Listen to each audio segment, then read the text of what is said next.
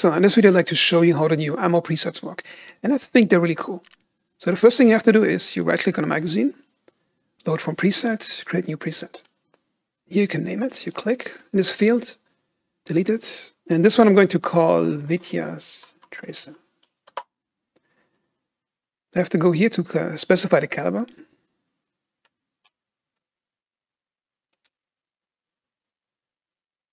Okay, so here's how the interface works. You have a top field, then 3 loop fields, and then you have a bottom field. Now, top means that's the last bullet that goes into the magazine, and it's the first bullet that goes out of the magazine. And for bottom, it means the opposite. It means it's the first bullet that's loaded into the magazine, and the last one that goes out of the magazine. So let's say I want to use alternating shots between hollow point and tracers. Let's say I want the first one to be tracer, hollow point, tracer, hollow point, tracer. Okay, so here's what's going to happen when you start shooting on a 30-round magazine. First shot will be a tracer. Second one is hollow point, then tracer, hollow point, and then it will repeat this loop over here until after the 29th round is fired, because it's a 30-round magazine, and then the 30th round will be the round you specified over here. Now let's say you don't care about the 30th round being a very specific round. You can just click up here, and then you remove that specially defined last round that is fired, and you just add another one to the loop. You can do the same up here. Now when you shoot, it's tracer, hollow point, tracer, hollow point, tracer, and then it repeats itself over here again. Now let's say you don't want every second round to be a tracer, because it might draw too much attention to you. So what you can do here is, for example, you can set over here, 4.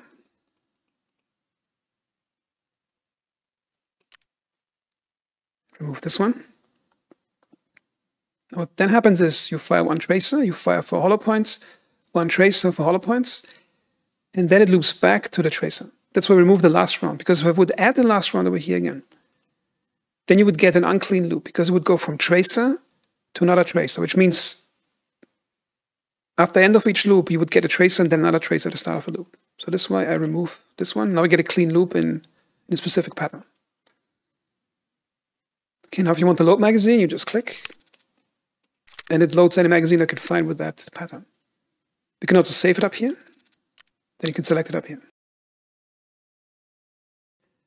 But the different patterns you can be really creative with that system. So one thing you can do, for example, is let's say you want to use a submachine gun in close combat and you expect enemies with good body armor.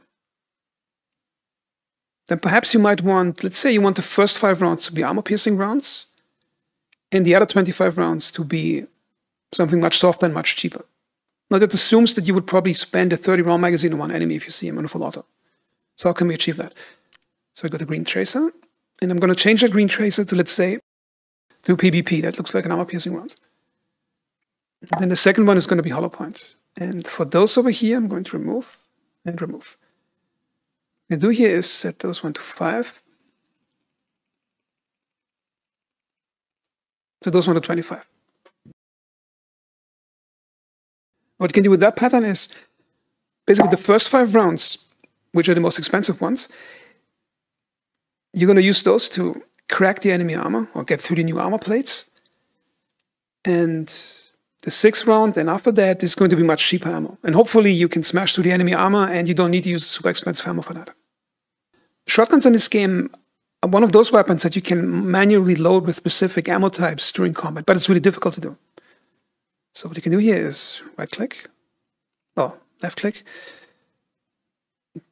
double left-click, then right-click on the internal magazine, load from preset, create new preset. Okay, now we go to the shotgun, the 12 gauge.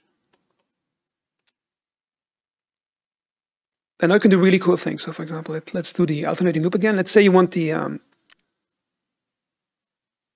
the first round again to be something really heavy, like heavy slug that does more damage to the armor. And let's say the second one is standard 7mm buckshot. Then let's say you have a lot more cheap ammo. Let's say 5x25 cheaper ones. Now create a specific pattern. Let's say the first one is a slug. The second is some more expensive medium buckshot.